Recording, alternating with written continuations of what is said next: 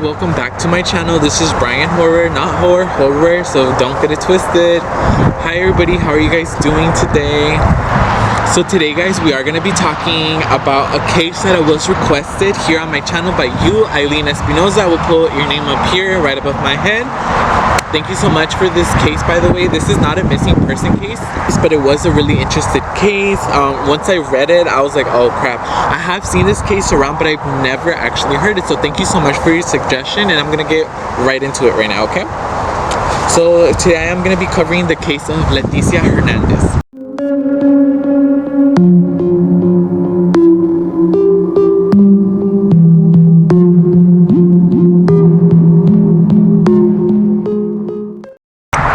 So Leticia was the middle child, basically. She did have 7 siblings, one of them which was actually in her mom's belly at the time that she was missing. So her family did reside in Oceanside, California, which is only minutes away from San Diego. And her dad actually worked in Sacramento, California, while her mom was a stay-at-home mom. By the way, if you did not know, her mom's name is also Leticia. Leticia was friendly, she was very outgoing, she was a little bit shy. But one day she did say that when she grew up, she wanted to be a supermodel.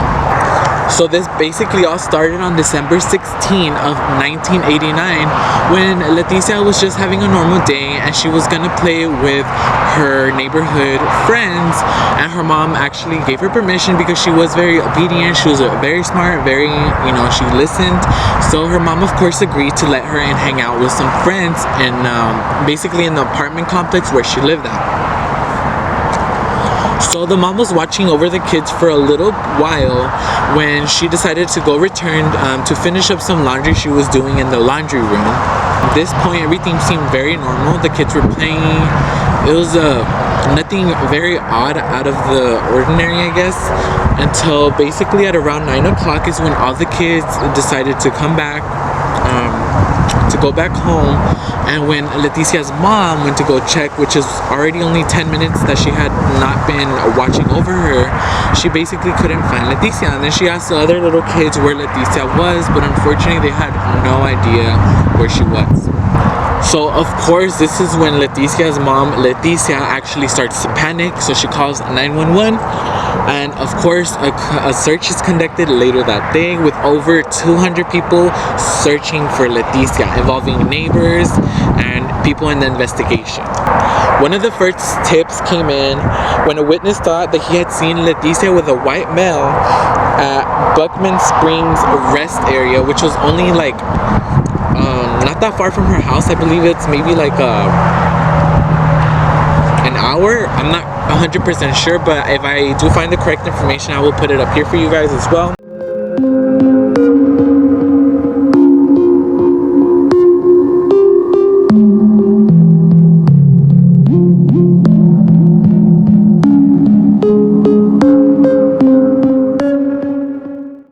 And then 3 days later from that first initial sighting, there was another sighting of Leticia with a white male.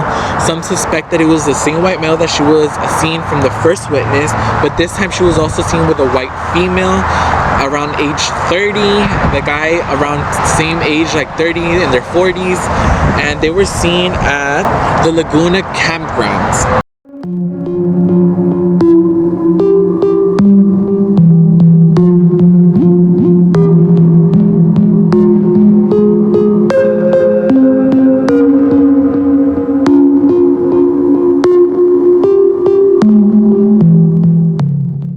These are basically like 2 of the most credible tips that had came in. A lot of people believe that she, of course, from this evidence, and she was kidnapped, so they had no idea. They were just basically trying to trace where she was being taken to. And eventually there was multiple sightings of Leticia within the following months. There was so many different states that people were bringing in tips to the police department saying that they had seen sightings of Leticia with this white male and this female. But one of the most consistent states that had the most tips was Florida. But unfortunately, after these few couple of tips came in, there was no further tips or leads in this investigation, and it basically went kind of cold for 7 months with no new sightings of Leticia. It was very tragic because unfortunately the Christmas tree that her mom had recently put up for Christmas was still up, with Leticia's gift still under the tree, not wrapped. Unfortunately, it was really hard for the mom, and there was other presents, but she did not let her other kids open their presents because unfortunately she had no idea where Leticia was, and she had hope that eventually when she would come home that they would unwrap the presents together as a family again.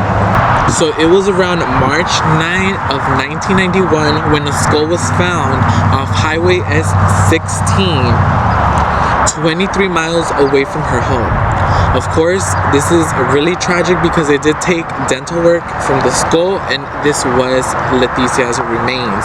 And people did say, the investigators said that when they found her remains, that she still had her red shorts that she was last seen wearing at the time that she was abducted.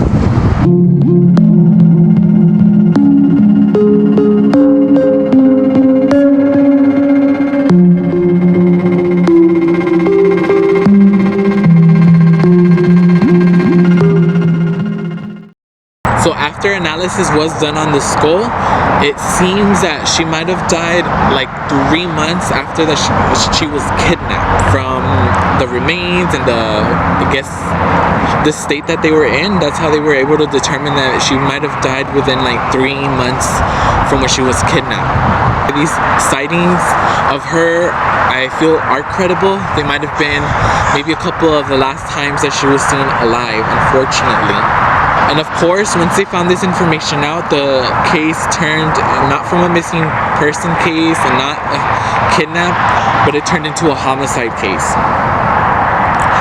There's a lot of crazy things and a lot more evidence in this case, unfortunately, that I do not want to discuss, but it's really upsetting that unfortunately it was basically the year of 1992 on September 2nd when the police department officially closed her case.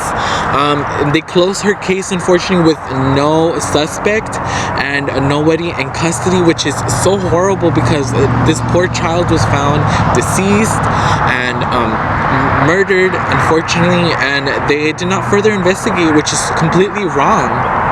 I feel like this is very unfortunate, especially for the family, because there was multiple kidnappings, and yes, they did find these kids and their bodies were found, unfortunately, deceased as well, except for one girl who they have not been able to find a couple of months before Leticia was kidnapped. So I feel like it was very wrong in this case for this police department to shut down the investigation and officially close it. There has to be more going on. They clearly, I feel like it has to do with one of these other kids that were murdered. Unfortunately, I feel like it was the same killer who committed this crime. Now with like DNA and our technology, it might be a little bit more easier to find her killer and bring him to justice. That's all I really have for today's case. I want to thank you so much one more time, Eileen Espinosa, so much for requesting this video. I definitely I don't love hearing about these cases, of course, but it was very interesting doing my research, reading and watching videos on her case. And I had seen her face before, but I had never actually like read or learned or be informed about her case, which is, very tragic. It's so sad, and I hope one day they bring justice to her case, because the family is still hurting so much, and it's so unfortunate that she had only turned 7 years old 2 days prior to her kidnapping. I hope you guys enjoyed today's cases. If you have not yet, please give this video a big thumbs up. It shows me that you guys love my content. It helps this channel out very much. Hit that subscribe button, you guys, please, because we are almost at 200 subscribers. Once again, hit that bell notification button so it shows you guys anytime I post a new video here on my channel. I hope you guys have an amazing rest of your day, week. Stay safe out there, guys. Please always be aware of your surroundings, and I'll see you guys on my next video. Any suggestions, leave them down below in the comment section. Any comments on this case, you guys, leave them down below so I can stay informed. I love you guys so much. I'll see you guys. Bye.